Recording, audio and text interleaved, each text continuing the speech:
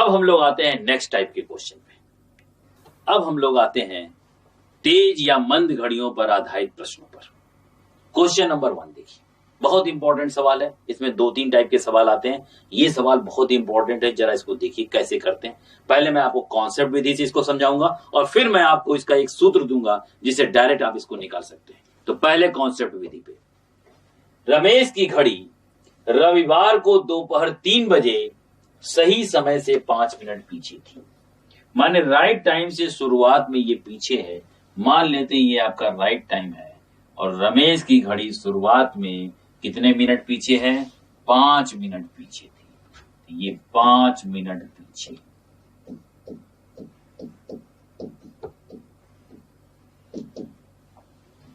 इसके बाद इसी घड़ी को जब मंगलवार को दोपहर 3 बजे देखा गया तो ये सही समय से 3 मिनट आगे थी। तो ये आपने पहली बार इसको जब देखा तो कब देखा था? रविवार को। ये रविवार की बात है। और अगली बार जब इस घड़ी को आपने देखा तो आपने देखा मंगलवार को, और मंगल को ये राइट टाइम से 3 मिनट आगे थी। अगर आप किसी चीज से, मान लीजिए ये कोई चीज है, जैसे मान लीजिए 2 लोग दौड़ रहे हैं, आप जो हैं ये आपके आगे दौड़ रहा और आप यहां दौड़ रहे हैं, ठीक। कुछ देर बाद ये यहां पर जब पहुंचा तो आप यहां पहुंच गए। ध्यान रखिएगा, ये देखिए ये कोई और सेकंड पर्सन है, ये आप है।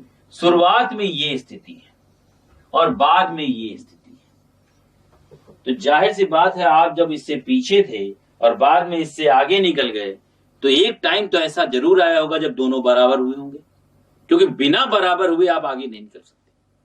तो बस आप यहां पर भी यही कॉन्सेप्ट समझिए कि आपकी घड़ी 5 मिनट पीछे थी और बाद में ये घड़ी 3 मिनट आगे हो गई।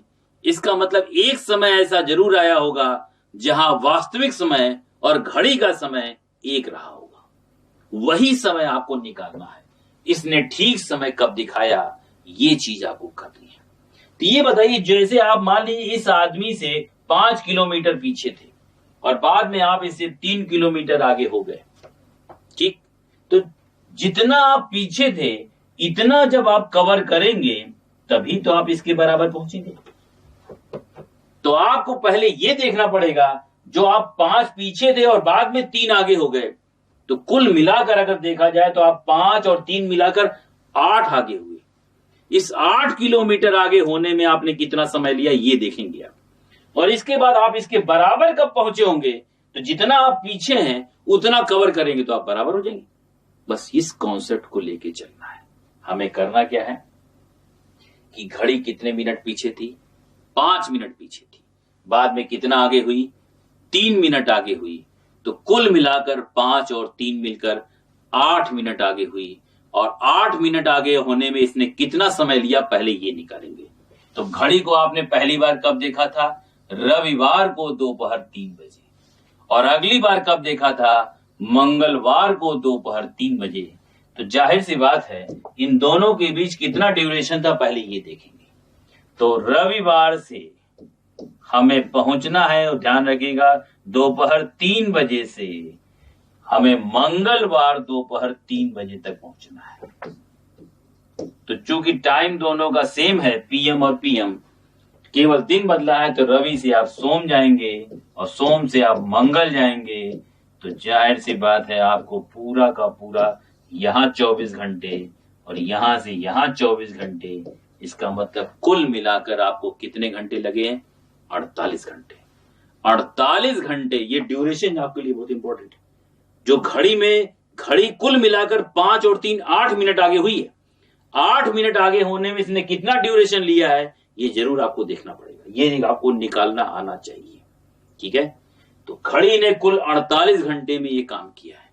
इसका मतलब घड़ी 8 मिनट आगे होने में 48 घंटे लेती है। 8 मिनट आगे होने में 48 घंटे लेती है। और ये घड़ी राइट टाइम कब दिखाएगी? जितना ये पीछे उतना कवर करेगी तभी राइट टाइम दिखाएगी। कितना पीछे? ये 5 मिनट पीछे है। तो अगर 8 मिनट आगे होने में 48 घंटे लेती है तो 1 मिनट आगे होने का समय एकक नियम से निकालेंगे। 8 का 48 तो 1 का 48/8, यही हमने यहाँ पे किया, इसको आपको दिखाते हैं। रविवार दोपहर 3 बजे 5 मिनट पीछे और मंगलवार दोपहर 3 बजे 3 मिनट आगे। इस प्रकार घड़ी कुल मिलाकर 5 और 3 8 मिनट आगे हुई। रविवार दोपहर 3 बजे से मंगलवार दोपहर 3 बजे तक कुल कितने घंटे हुए? 48 घंटे हुए।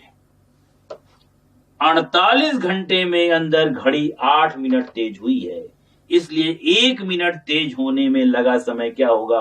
48/8 माने 6 घंटे।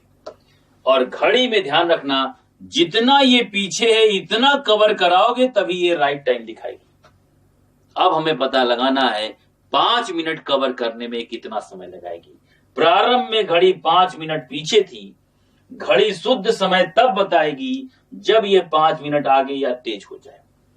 1 मिनट तेज होने में 6 घंटे का समय लेती है, इसलिए 5 मिनट तेज होने में घड़ी द्वारा लिया गया समय क्या होगा? 6 × 5 माने 30 घंटे। इसका मतलब घड़ी 30 घंटे बाद सही समय दिखाएगी। तो 30 घंटे कहां से लोगे? जब पहली बार घड़ी को देखा था। तुमने पहली बार घड़ी को कब देखा था? रविवार 3 बजे, दोपहर 3 बजे। यहां से हम 30 घंटे लेंगे, तो ठीक 24 घंटे बाद सोमवार का कितना बजेगा? 3 PM। और 6 घंटे हमको और लेने हैं, 6 घंटे और जोड़ेंगे तो सोमवार का 9 PM होगा। माने सोमवार रात 9 बजे घड़ी सही समय दिखाएगी। सोमवार रात 9 बजे घड़ी ने सही समय दिखाया। ठीक है, तो आपका आंसर आएगा सोमवार रात 9 बजे। माने आप कौन सा ऑप्शन लगाएंगे? B option. हम लोगों ने इस पार्ट को खत्म कर लिया। इस पार्ट को समाप्त करने के पश्चात आपको 2 काम करना है। पहला, अगले पार्ट में देखिए तभी जाना है। अगले पार्ट में बिना इन 2 काम को किए आप नहीं जाएंगे। आप इन दोनों पार्ट को क्या, पहला पार्ट क्या है कि पहला पार्ट आपको लिंक पे जाकर जो पार्ट आपने समाप्त किया, इस पार्ट से रिलेटेड क्वेश्चन आपको वहां मिलेंगे। उन क्वेश्चनों को आप करेंगे। जब आप उन क्वेश्चनों को करेंगे तब आपको समझ में आएगा कि कितना पोर्शन आपके समझ में आया, कितना पोर्शन नहीं समझ में आया। ठीक, उस क्वेश्चन को जरूर करिएगा, तभी अगले पार्ट पे आप बढ़िएगा। दूसरी बात, इसके बाद आपको क्या करना है? चैट बॉक्स में जाकर आपको अपने कमेंट लिखने हैं।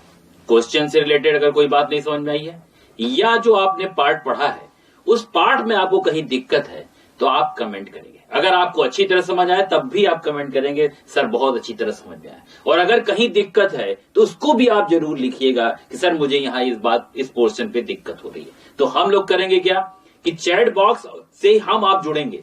ठीक, हम हर बच्चे के चैट बॉक्स को जरूर देखेंगे। हमारे यहाँ पूरी एक टीम है जो चैट बॉक्स को देखती है। उसके बाद हम लोग करेंगे उस चैट बॉक्स में जिस बच्चे की जो भी डाउट्स होंगे, हम लोग डाउट सेशन में उस डाउट को क्लियर करेंगे। तो फिर से आपको सुझाव है, जय पाठ खत्म करने के पश्चात लिंक पर जाकर आपको दिए गए प्रश्नों को करना है और चैट बॉक्स में कमेंट करना है। ये 2 काम आप करोगे तो आपको एकदम अच्छी तरह से समझ में आएगा और एक एक पार्ट क्लियर होता जाएगा। ठीक है।